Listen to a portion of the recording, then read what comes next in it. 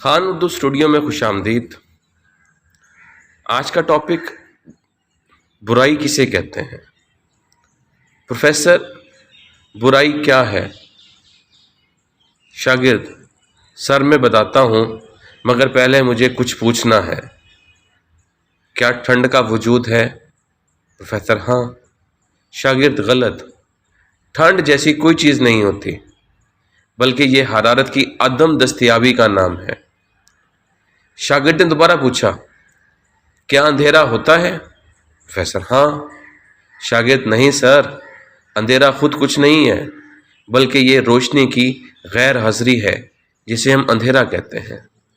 Physics के मुताबिक हम रोशनी और हरारत का मुताला तो कर सकते हैं, मगर ठंड या अंधेरे का मुताला नहीं कर सकते। सो बुराई का भी कोई वजूद नहीं है।